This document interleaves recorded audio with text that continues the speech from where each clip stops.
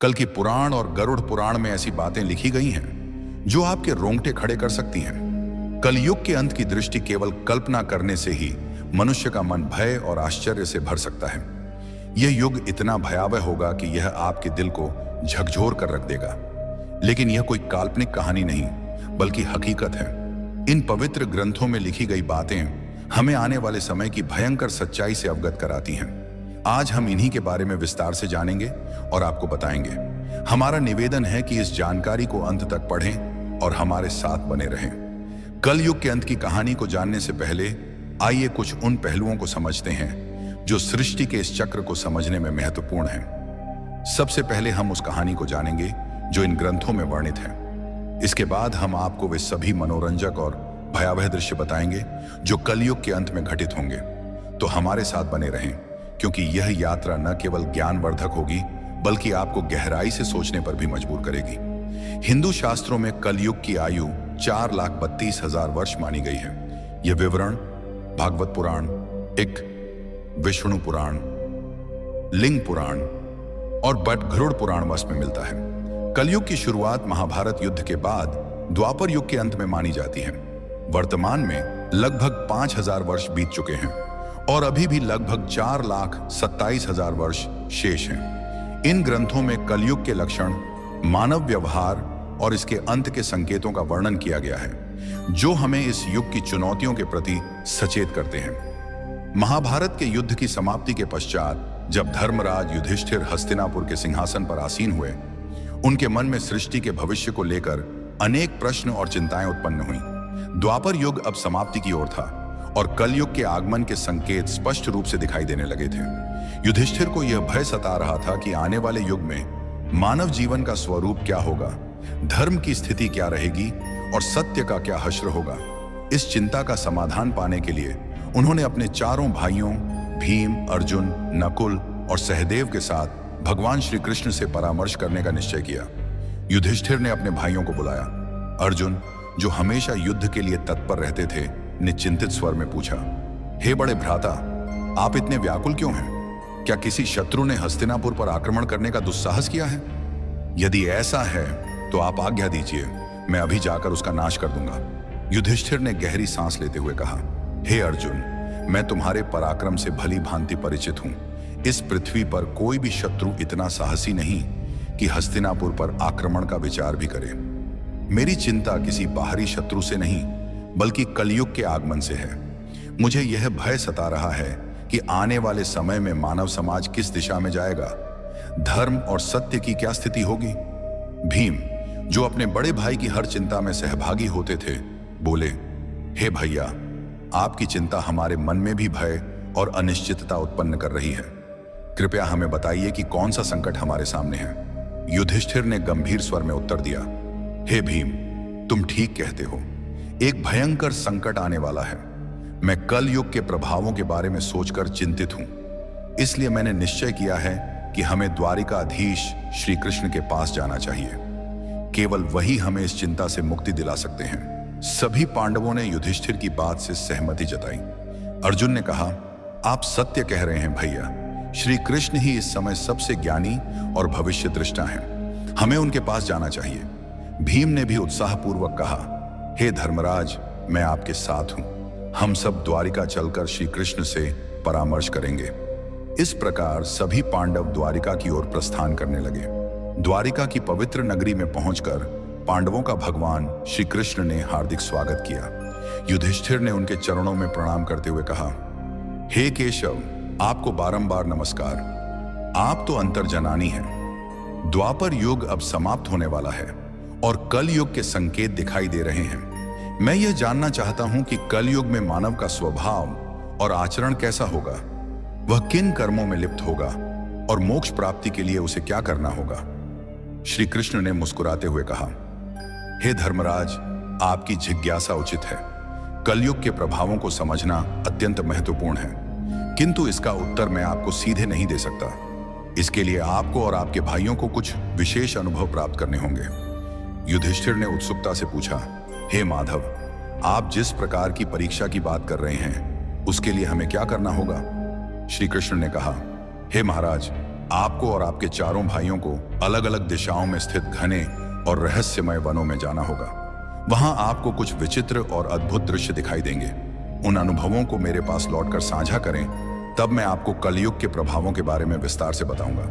युधिष्ठिर ने कहा, जैसी आपकी आज्ञा केशव। आप जिस स्थान की ओर संकेत करेंगे हम वहां जाने को तैयार हैं। श्री कृष्ण ने कहा, आप और आपके भाई अलग अलग दिशाओं में जाइए। वहां भयंकर वन है।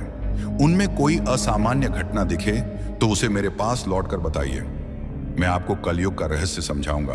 पांडवों के वन में अनुभव। श्री कृष्ण की आज्ञा का पालन करते हुए पांडव अपने रथों से उतरे और पैदल ही वन की ओर चल पड़े।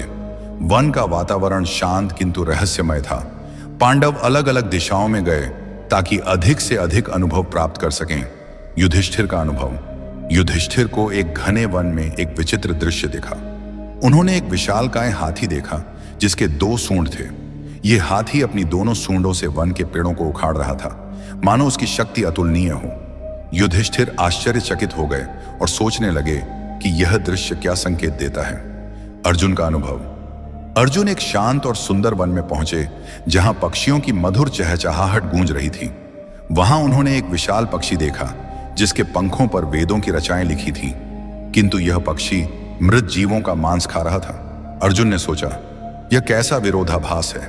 एक ओर वेदों का ज्ञान, दूसरी ओर मांसाहार। भीम का अनुभव। भीम एक हरे भरे चारागाह में पहुंचे जहां गायों का झुंड चल रहा था। वहां उन्होंने देखा कि एक गाय ने बछड़े को जन्म दिया और उसे इतनी जोर से चाटने लगी कि बछड़ा लहूलुहान हो गया। भीम ने सोचा, यह कैसी ममता है जो अपने ही बच्चे को घायल कर रही है। सहदेव का अनुभव। सहदेव एक शांत जलाशय के पास पहुंचे जहां 7 कुएं थे।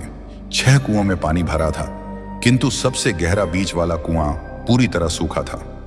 सहदेव ने इस दृश्य को देखकर सोचा कि यह क्या संकेत देता है। नकुल का अनुभव। नकुल एक पर्वतीय क्षेत्र में पहुंचे जहां ऊंचे ऊंचे पर्वतों पर हरे भरे वृक्ष थे। उन्होंने देखा कि एक विशाल शिला पहाड़ से लुढ़क रही थी जो अपने रास्ते में बड़े बड़े वृक्षों को उखाड़ रही थी, किंतु एक छोटे से पौधे के पास पहुंचते ही वह शिला रुक गई। नकुल इस दृश्य से स्तब्ध रह गए। श्री कृष्ण द्वारा अनुभवों का अर्थ शाम होते ही पांडव वन से लौटे और श्री कृष्ण के पास अपने अनुभव साझा करने पहुंचे। युधिष्ठिर का अनुभव। युधिष्ठिर ने कहा, हे प्रभु, मैंने 1-2 सूंडों वाला हाथी देखा। श्री कृष्ण ने मुस्कुराते हुए कहा, हे धर्मराज, यह दृश्य दर्शाता है कि कलयुग में शासक दोनों ओर से शोषण करेंगे। वे प्रजा से सेवा और भक्ति मांगेंगे, किंतु अपने स्वार्थ के लिए उनका दोहन करेंगे। दिखावे में वे धर्मी होंगे, किंतु अंदर से स्वार्थी। अर्जुन का अनुभव। अर्जुन ने बताया, प्रभु, मैंने एक पक्षी देखा जिसके पंखों पर वेदों की रचाएं थीं, किंतु वह मांस खा रहा था। श्री कृष्ण ने कहा, हे अर्जुन, कलयुग में विद्वान और पंडित कहलाने वाले लोग ज्ञान तो रखेंगे, किंतु उनका हृदय पवित्र नहीं होगा। वे धर्म और वेदों का उपयोग केवल धन कमाने के लिए करेंगे। भीम का अनुभव। भीम ने कहा, प्रभु, मैंने एक गाय को अपने बछड़े को इतना चाटते देखा कि वह घायल हो गया। श्री कृष्ण ने उत्तर दिया, हे भीम, कलयुग में माता पिता का अत्यधिक स्नेह बच्चों को आत्मनिर्भर बनने से रोकेगा। उनकी ममता बच्चों के लिए बाधा बन जाएगी। सहदेव का अनुभव। सहदेव ने बताया, प्रभु, मैंने 7 कुओं में से बीच का सबसे गहरा कुआं सूखा देखा। श्री कृष्ण ने कहा, हे सहदेव, कलयुग में लोग दिखावे में धनवान होंगे, किंतु अपने पड़ोसियों की भूख प्यास की परवाह नहीं करेंगे। स्वार्थ इस युग की पहचान होगा। नकुल का अनुभव। नकुल ने कहा, प्रभु, एक विशाल शिला बड़े बड़े वृक्षों को उखाड़ रही थी, किंतु एक छोटा पौधा उसे रोक देता है। श्री कृष्ण ने कहा, हे नकुल, कलयुग में धन और सत्ता मनुष्य के पतन को नहीं रोक पाएंगे, किंतु भगवान का नाम और सच्ची भक्ति जो एक छोटे पौधे के समान है उसे बचा सकती है। गरुड़ पुराण में एक प्रसंग में गरुड़ जी ने भगवान विष्णु से प्रश्न किया, हे प्रभु, 4 युगों सतयुग, त्रेता युग, द्वापर युग और कलयुग में कलयुग को सबसे भयावह क्यों माना जाता है? इसके अंत के क्या संकेत होंगे और यह युग कैसे समाप्त होगा?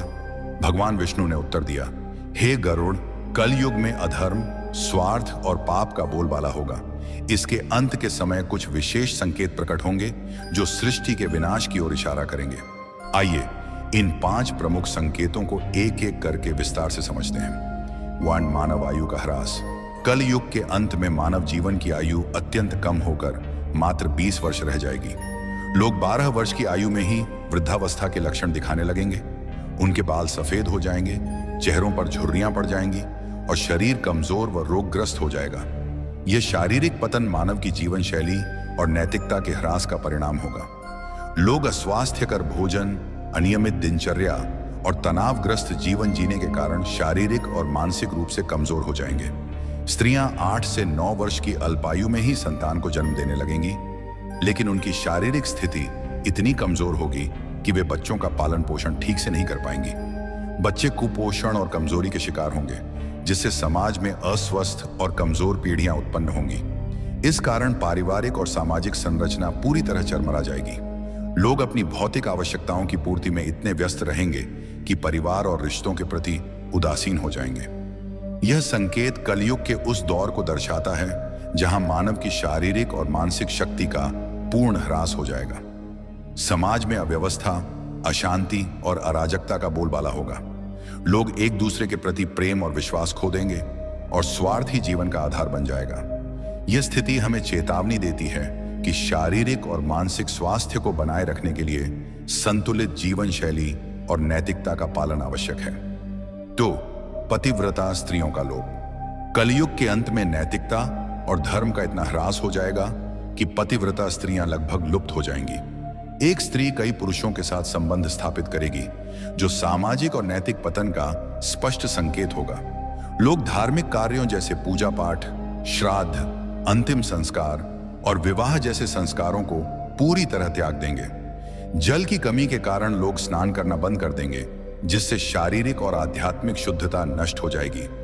भोजन में मांसाहार का प्रभुत्व होगा और सात्विक भोजन जैसे फल, सब्जियां और अनाज दुर्लभ हो जाएंगे। लोग चमकीले, तंग और भड़कीले वस्त्र पहनेंगे, जो उनकी भौतिकता और आध्यात्मिकता से दूरी को दर्शाएंगे। समाज में स्वार्थ, लालच और छल कपट का बोलबाला होगा। रिश्तों में विश्वास की कमी हो जाएगी और लोग केवल अपनी सुख सुविधाओं के लिए जिएंगे। यह संकेत समाज में नैतिकता के पतन और रिश्तों के टूटने की स्थिति को दर्शाता है। लोग धर्म और कर्तव्यों से विमुख होकर केवल सांसारिक सुखों की तलाश में रहेंगे। यह स्थिति सामाजिक अविश्वास, अशांति और अनैतिकता को बढ़ावा देगी। गरुड़ पुराण हमें सिखाता है कि धर्म और नैतिकता का पालन ही समाज को स्थिर और सौहार्दपूर्ण बनाए रख सकता है। 3. वृक्षों का फलहीन होना। कलयुग के अंत में प्रकृति का भीषण विनाश होगा। वृक्ष फल और फूल देना बंद कर देंगे और केवल शमी वृक्ष ही जीवित रहेंगे। लोग शाकाहार को पूरी तरह त्याग देंगे और मांसाहार पर निर्भर हो जाएंगे। भोजन तामसिक और रोगकारी होगा, जिससे लोग कम उम्र में ही बीमारियों का शिकार हो जाएंगे। गायों की पूजा बंद हो जाएगी और उन्हें केवल दूध और मांस के लिए पाला जाएगा। यह संकेत प्रकृति के प्रति मानव की लापरवाही और अंधाधुंध दोहन का परिणाम है। वनों की कटाई, पर्यावरण प्रदूषण और प्राकृतिक संसाधनों के दुरुपयोग के कारण प्रकृति का संतुलन बिगड़ जाएगा। वृक्षों का फलहीन होना और प्राकृतिक संसाधनों का ह्रास पर्यावरणीय असंतुलन को और गहरा कर देगा। समाज में भोजन की कमी के कारण लोग भूख और कुपोषण से ग्रस्त होंगे। यह स्थिति हमें पर्यावरण संरक्षण और प्रकृति के प्रति सम्मान की महत्ता सिखाती है। 4. अल्पवृष्टि। कलयुग के अंत में वर्षा अत्यंत कम हो जाएगी। खेतों में अनाज का उत्पादन बंद हो जाएगा और जो थोड़ा बहुत अनाज होगा वह छोटा, रसहीन और पौष्टिकता से रहित होगा। फलों में रस का अभाव हो जाएगा, जिससे लोग भूख और प्यास से तड़पने लगेंगे। केवल बकरियों का दूध ही उपलब्ध होगा, जो प्राकृतिक संसाधनों की कमी को दर्शाता है। यह स्थिति सामाजिक और आर्थिक संकट को और गहरा कर देगी।